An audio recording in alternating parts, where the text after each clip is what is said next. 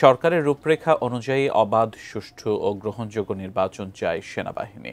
সেনা সদরের নিয়মিত ব্রিফিংয়ে জানানো হয়েছে, সেনাবাহিনী মাঠে থাকায় তাদের প্রশিক্ষণ কার্যক্রম বিঘ্নিত হচ্ছে।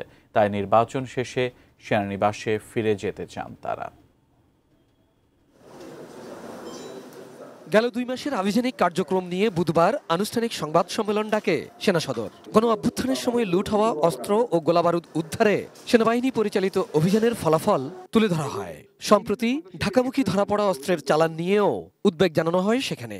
এ যাবৎ আমরা শতকরা ৮১% হারিয়ে যাওয়া অস্ত্র উদ্ধার করতে সক্ষম হয়েছি এবং শতকরা ৭৩% হারিয়ে যাওয়া গোলাবারুদ আমরা উদ্ধার করেছি। পার্বত্য চট্টগ্রামের বর্ডার থেকে অস্ত্র আসলে সেটা ঢাকামুখী, এই বিষয়টা প্রশ্নবিদ্ধ। যেখান থেকে ঢাকামুখী অস্ত্রের চালান ধরা পড়েছে, এটা অবশ্যই আমাদেরকে কনসার্ন করা উচিত।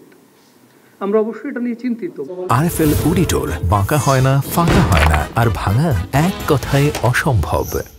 নির্বাচনের সময় প্রায় ১ লাখ সেনা সদস্য মাঠে নিয়োজিত থাকবে জানিয়ে নির্বাচন নিয়ে সেনাবাহিনীর অবস্থান স্পষ্ট করে সেনা সদর।